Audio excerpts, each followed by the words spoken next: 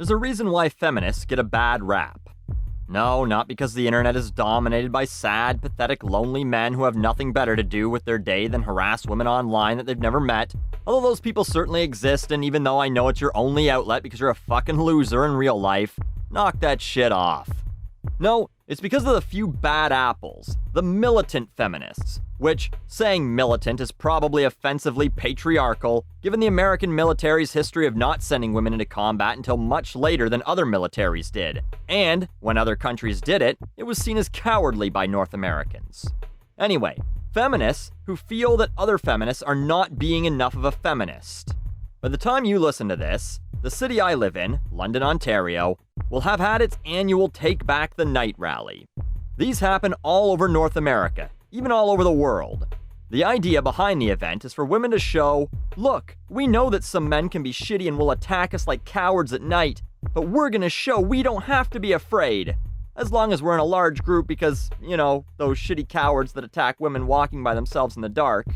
Fuck, I'm on a roll with these tangents. But, good stuff, right? It's about female empowerment. And what is more empowering than women making decisions for themselves, right? So, taking that into consideration, a group called the Women's Events Committee posted the following on Facebook. We need your respectful and thoughtful input on this matter. How would you feel about having an athletic pole fitness demonstration and booth during the gathering, 5:30 to 6:45 p.m., before the rally? The intention is to showcase women participating in exercise that is empowering, fulfilling, and healthy for them. Many other demos and booths will be happening during the gathering, and you can choose to engage with them and enjoy any of them, or look away. The reason WEC would like to invite this alternative form of fitness to be present is that it is body positive, sex positive, active, fun, and carries the benefits of any form of exercise, which is a great way for women to reclaim their bodies and stay healthy and fit. This was posted September 11th, a few days before the event was to take place on September 15th. Well, in marches the London Abused Women's Centre. They were very involved in the backlash against my former employers, and I use that term loosely since they didn't really pay me, the London Rippers baseball team. They immediately pulled their support from the rally. It should be noted that they pulled their support because a question was asked. The Women's Event Committee didn't say, hey, we're gonna have this, it's done, end of discussion. Comment below. They asked a question, and that was enough for the LAWC to say, nope, we're not gonna be involved. They claimed this wasn't enough time for a thoughtful discussion. It's Facebook, it's immediate. Although how thoughtful any discussion on Facebook is certainly up for debate, but it's available right away and accessible to everyone. Don't have to go to a meeting, nothing like that, just log on. If everyone says no, they can say, well shit, no one wants this, so maybe we shouldn't do it. Which is basically what happened, and the WEC said they would not have the pole dancing demonstration after all.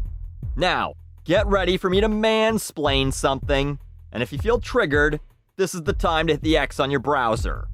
Feminists with complete anti-sex work views are doing women a disservice. Yes, in parts of the world, even in Canada and the United States, there is still sex trafficking.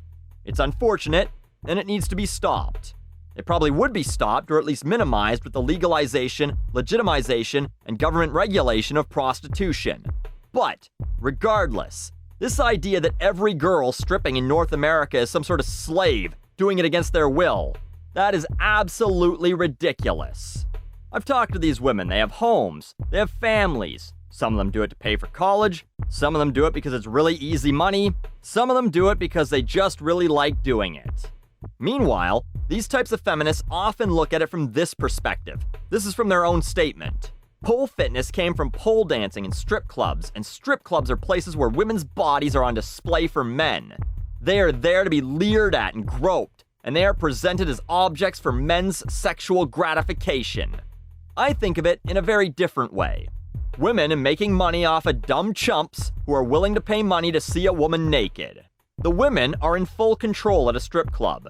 They make the rules, and if you break them, you're out on your ass and probably with a few bruises courtesy of the 6'6", 300-pound monsters they have working security.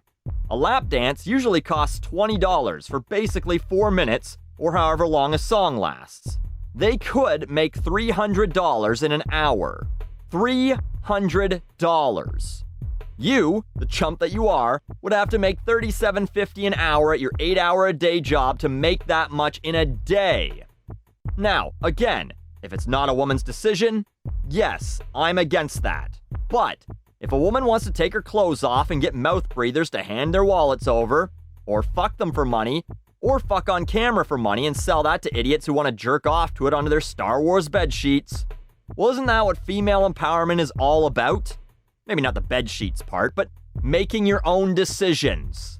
And perhaps normalizing this shit, instead of considering sex to be so evil.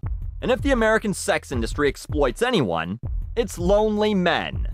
Hell, lonely men are who everyone sells to, with commercials suggesting that attractive women will want to be with you if you drive a certain car, or drink a certain drink, or wear a certain brand of clothes. And by suggesting that porn, prostitution, and stripping, or hell, anything that is presenting a woman as an object, so even modeling is bad, that suggests that the women who choose to do it are bad people as well. Or that they're too stupid to make the correct choices in their lives. And besides all of that, it was a pole fit group. Not a human trafficking front, not even a place that teaches you how to strip. It's an alternative fitness club / place where middle-aged women sometimes go to learn how to do a sexy routine for their husband's 50th birthday, and then after that they have weird, gross old people sex. It's yet another case of the lions attacking each other instead of the zebra. Even the WEC took a shot at the LAWC with this comment. In spite of the potentially triggering police presence and the potentially triggering presence of anti-sex work views, WEC strives to make Take Back the Night in all of our events as accessible as possible. Psst, the anti-sex work views are coming from the hardliners who pulled out of the event. You know who over there. And by the way, as I mentioned, the Women's Events Committee caved and said no to having the pole dancing demo.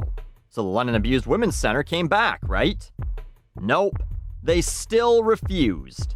I think it sends the message that we are very firm in our values and beliefs, and that we will stand by those decisions. No, it shows that even after you get what you want by bullying others to bend to your will, that's still not good enough and you act like children throwing a hissy fit. This is why many women don't want to call themselves feminists or be represented by people like the LAWC. They don't want to be lumped into this shit. They want equality. They don't want to be told what they can and can't do, what is and isn't appropriate, and they don't want to fight about it. It shouldn't even be a fight at this point. Women should be able to do whatever the fuck they want. But if they're going to keep fighting each other, they'll never get around to fighting the real enemy, which is probably people like, well, you know, me.